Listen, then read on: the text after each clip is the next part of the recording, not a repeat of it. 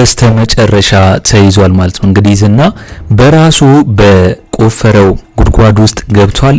መድብልና ሞገስ ደግሞ አሁን ላይ በጣም ደስ ብሏቸዋል። ሞገስ አሁን ላይ እንግዲህ ዝናን እየፈራ እስከመቼ ነፃነቱን እየተጋፋውና የሉላንና የሞገስንም አንድ ላይ መሆን ስለማይፈልግ ሉላን ስለሚፈልጋት አሁን ላይ እንግዲህ ዝና በመያዙ ሞገስ በጣም ደስ ብሎታል ማለት ነው። ስለዚህ እንኳን ደስ ያላችሁ፣ እንኳን ደስ ያለን። እስቲ ዝና በመያዙ ሁላችሁም የተደሰታችሁ ሀሳብ አስተያየታችሁን ኮሜንት ላይ አስቀምጡልኝ።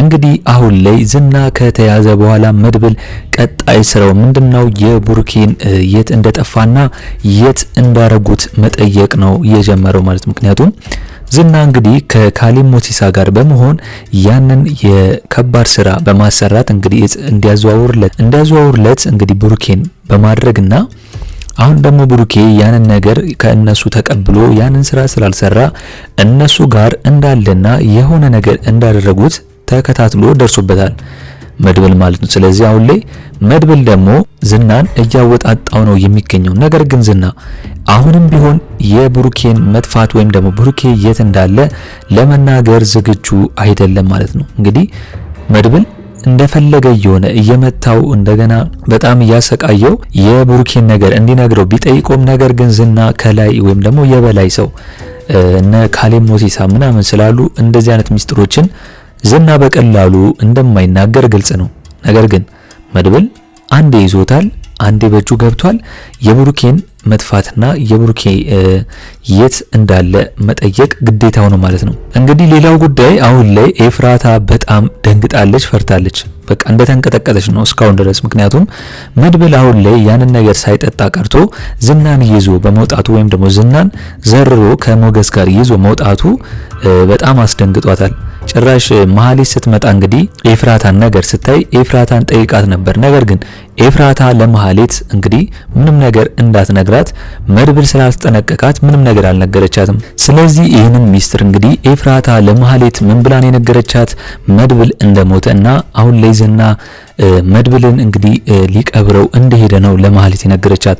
መሀሌት እንግዲህ መድብል በመያዙና እንግዲህ ሞቷል ካለቻት በኋላ ኤፍራታ በጣም ነው ደስ ያለት። ምክንያቱም መሀሌት እንግዲህ መድብል ቡርኬ የጠፋበትንና እንግዲህ የቡርኬ ወንድም አሁን ላይ ስለሆነ ጠበቃው ስለሆነ የቡርኬ አንድ ነገር መሆኑ እሷም ደግሞ መሀሌትን ደግሞ አሁን ላይ የቡርኬን ሀብትና ገንዘብ ቤቱን በሙሉ ለመውረስ ፍላጎት እንዳላት ስለሚያውቅ መድብል የሆነ ነገር ቢሆን ደስታዋ ነው። ከዝና ጋር እየተባበረች እየሰራች ስለሆነ መሀሌት።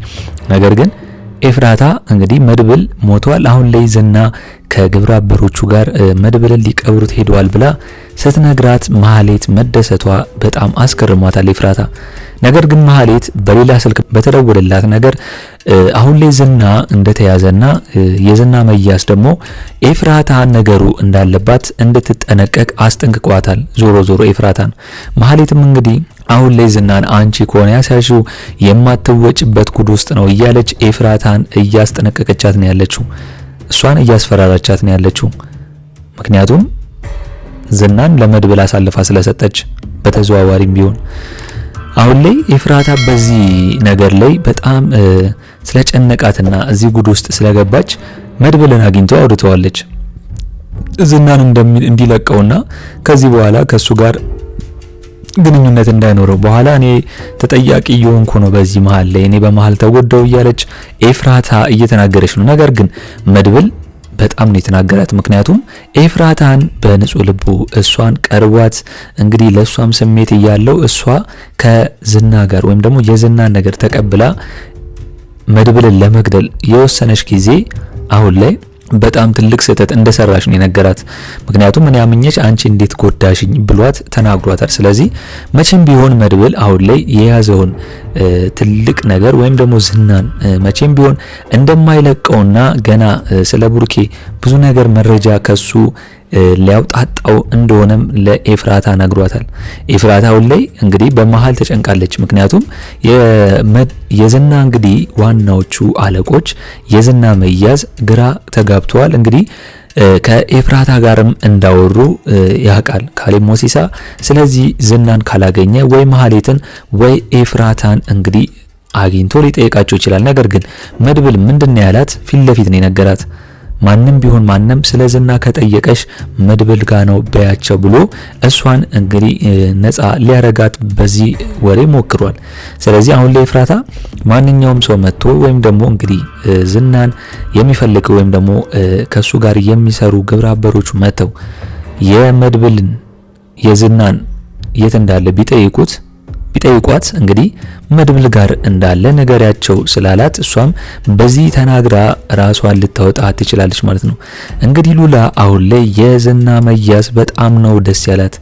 በጣም ብዙ አመት ስትፈልገውና ስትጠብቀው የነበረው ነጻነቷን የተጋፋባት ሰው እንደሆነ ይታወቃል። አሁን ላይ እንግዲህ ነጻነቷን አግኝታ እየቦረቀች ነው ያለችው ከሞገስ ጋር። ሞገስም አሁን ላይ በጣም ደስ ብሎታል። በመድብል በጣም ኮርቶበታል። ምክንያቱም መድብል ይህን ያህል ርቀት ሄዶ ዝናን በዚህ ልክ ይዟል ብሎ ስላልጠበቀና ስላላሰበ አሁን ላይ መድብልን እያመሰገነውና እሱን እያከበረው ይገኛል ማለት ነው። ሞገስ ይህንን ነገር ባያደርግም መድብል ግን እንግዲህ ለወንድሙ ሲል ዝናን ይዞታል፣ እንግዲህ አግቶታል። አሁን ላይ መድብል እንግዲህ የብሩኬን ማይናገር ከሆነ ስራው እንግዲህ የዝና ምን እንደሆነ እያጣራና ሁሉንም ነገር ስላጣራ ስላወቀ ቀጥታ አሁን ላይ የሚሆነው ብሩኬ ወይ ሞቷል ወይ በህይወት አለ የሚለው ነገር ከዝና ማወቅ ነው የሚፈልገው። አሁን በውዴታ ሳይሆን በግዴታ ነው እንግዲህ ዝናን እንዲመልስለት እያደረገ ያለው። ዝና እንግዲህ ያሁላ ስቃይ እየደረሰበት ያሁላ እየተመታ እንኳን ከላይ አለቃው በጣም ከባድ ስለሆነና እንግዲህ መድብልንም ከማን ጋር እየተሳፈትክ እንደሆነ አታቅም በማለት ታስሮ እንኳን መድብልን ለማስፈራራት እየሞከረ ነው።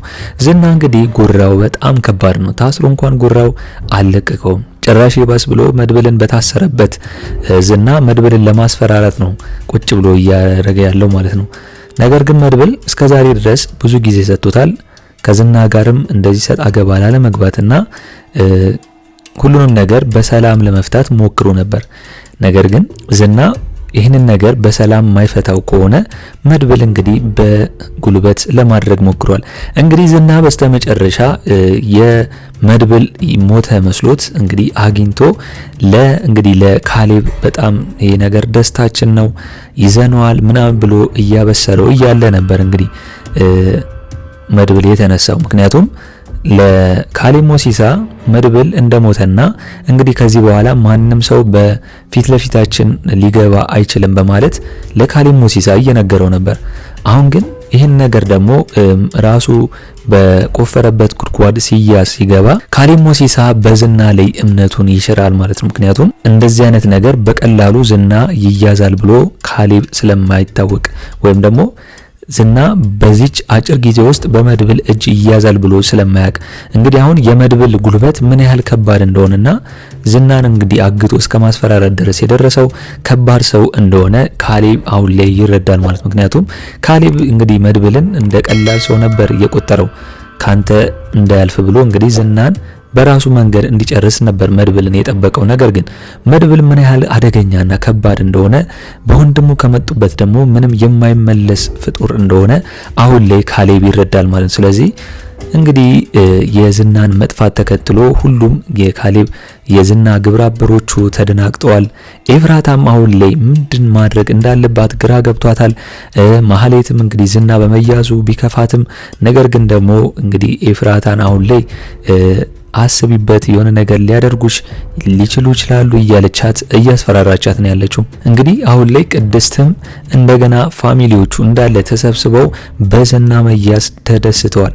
አሁን ላይ ጭራሽ ዳጣ ከሞገስ ጋር ሄዳ ዝናን ልደበድበው ነው እንግዲህ ያለባትን እልህና ያለባትን እሷ ዝናን ስለምትፈራው እንግዲህ በጣም ነው የምትፈራው። ካሁን ፈቶ የሆነ ነገር ቢያደርገኝስ እያለች ገና ከመሄዷ ይህንን ነገር ነው እያሰበች ያለችው። ነገር ግን ሞገስ አሁን ላይ ዝና እንደታሰረና ምንም ማምጣት እንደማይችል ነግሯታል። ሞገስና ሉላም አሁን ላይ በነጻነት የሚንቀሳቀሱበትን እድል ተፈጥሮላቸዋል። ይህ ሁሉ ነገር ግን የሆነው በማን ነው? በመድብል ነው። አሁን ላይ ሉላ ያሰበችው ነገር ምንድነው? እዛው እንግዲህ ዝና እንደታሰረ የሆነ ነገር ማድረግ አለብን፣ ያንተም ክስ የተመሰረተብህን የሆነ ነገር ማድረግ አለብህ፣ ካልሆነ ግን ከባድ ነው የሚሆነው ከተፈታ ብላ ሉላ ለሞገስ ይህንን ምክር ሰጥተዋለች። እንግዲህ መድብልም እንግዲህ የዝናን መጨረሻ ለማወቅና የት እንደደበቀው ብሩኬን እንግዲህ ሁሉም ነገር እንዲናገር እያወጣጣው ነው ያለው። ነገር ግን አሁን ላይ ዝና የመድብል ምት ወይም ደግሞ ስቃይ ካበዛበት እውነቱን ይናገራል ብዬ ነው ማስበው። እናንተም እስኪ በዚህ ጉዳይ ሀሳብ አስተያየታችሁን ኮሜንት ላይ በማስቀመጥ ማድረሳችሁን እንዳደረሱ። በኔ በኩል የዛሬው አስተያየቴ ይህንን ይመስል ነበር። በቀጣይ ክፍል እስከምንገናኝ ድረስ መልካም ቆይታ ይሆንላችሁ። ቻው ቻው።